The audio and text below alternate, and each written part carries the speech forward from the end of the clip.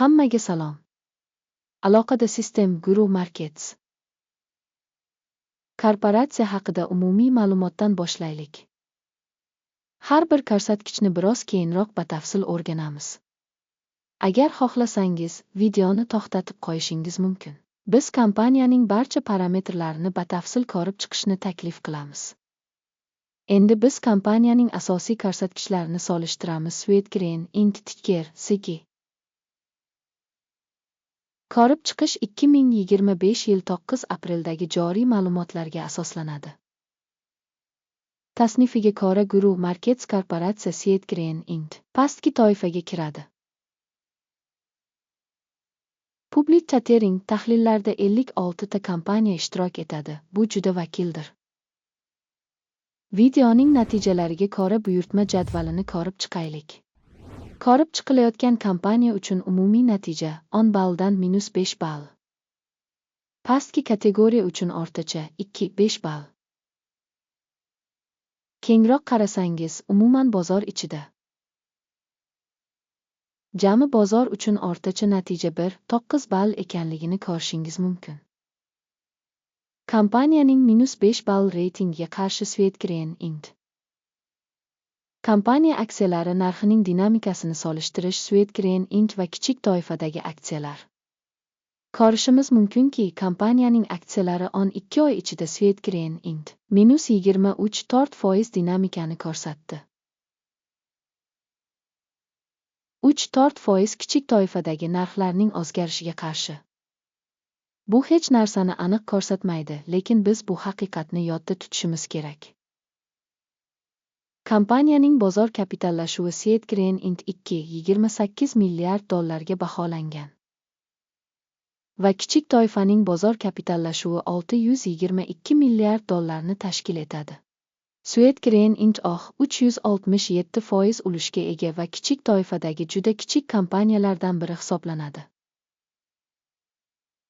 Kompaniyaning balans kapitallashuvi 4 milliard dollarga baholanmoqda.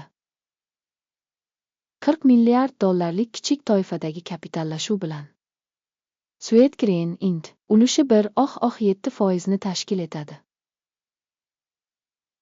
Bozor va balans qiymatining egallagan aksiyalarini taqqoslab, biz quyidagilarni ko'ramiz. Egallagan ulush Swedgreen Int pastki kategoriyada bozor kapitallashuvini baholashda 367% ni tashkil etadi.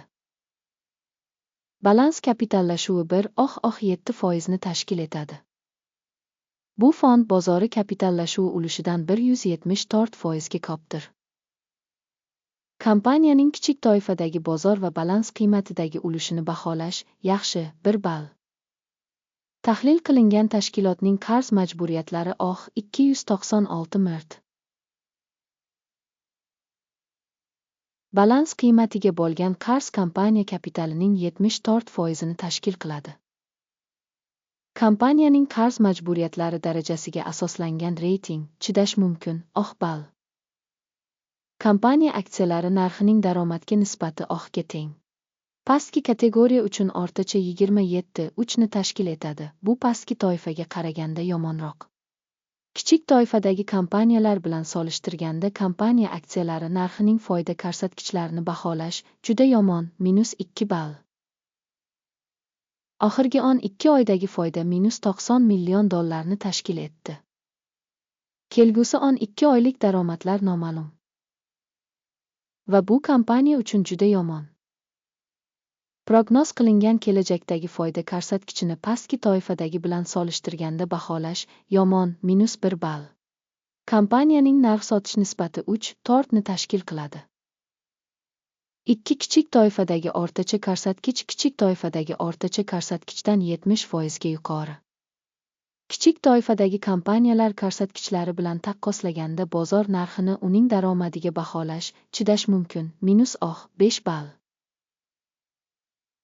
Oxirgi 12 oydagi daromad 680 million dollarni tashkil etdi. Keyingi 12 oy uchun kelajakdagi daromad noma'lum. Bu kompaniyaning istiqbollari uchun juda yomon. Kichik toifadagi kompaniyalar ko'rsatkichlari bilan taqqoslaganda taxminiy kelajakdagi daromadni baholash yomon -1 ball. Marja -13, tort foizni tashkil etadi. Kichik toifa uchun o'rtacha ko'rsatkich 7,3% tashkil qiladi. Kichik toifadagi o'rtacha ko'rsatkich va kompaniyaning ko'rsatkichlari o'rtasidagi farq 26% tashkil etadi.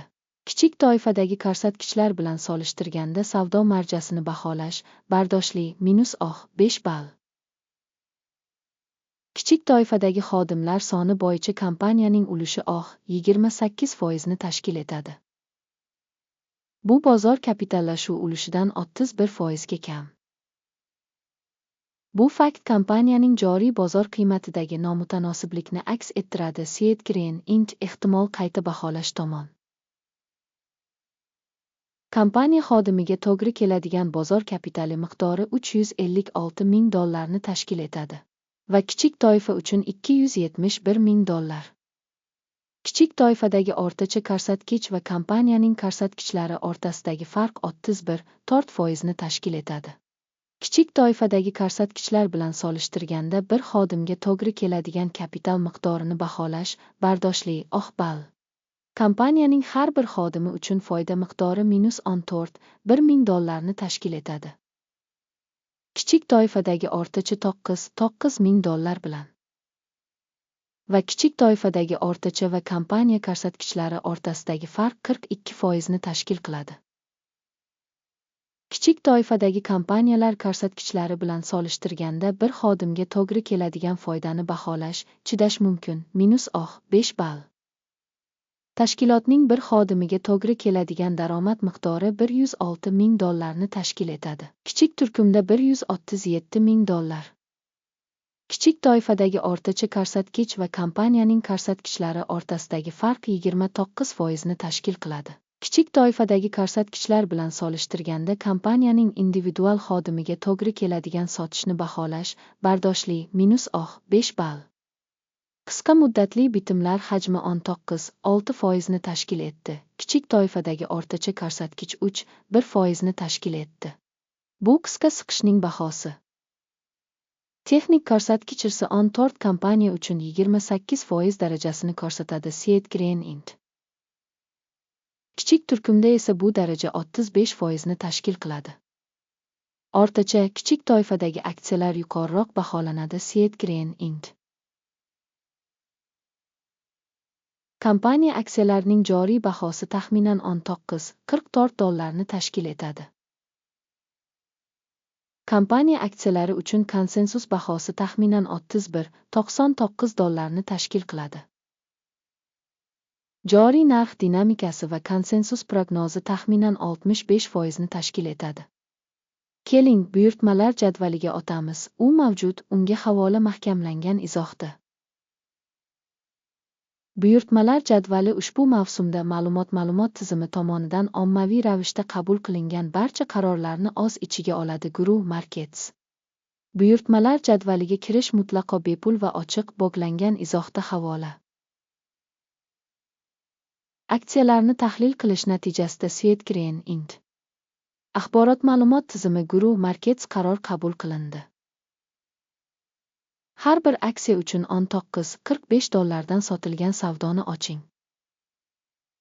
Kompaniya nisbatan past bahoga ega bo'lgani uchun shartnoma ochildi. Korxonani baholash usuli hokim indeksi bo'yicha baholandi. Foyda olish 14,8 da belgilangan. Stop loss 24,82 darajasida o'rnatiladi. Agar buyurtma foyda olish yoki zararni to'xtatish bilan yopilmasa, keyin tranzaksiya 2025 yil 9 maydagi birja savdolari yakunida avtomatik tarzda belgilanadi. Yoki ushbu sanadan oldingi oxirgi savdo kunida. Tishker asosiy xarid buyurtmasi bo'ladi.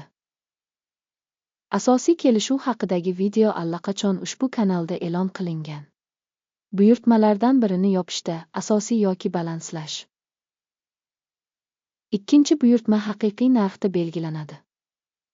Ushbu videoni tomosha qilganingiz va axborot tizimidan foydalanganingiz uchun barchangizga rahmat. Guru Markets. Siz sayyoradagi eng yaxshi tomoshabinsiz.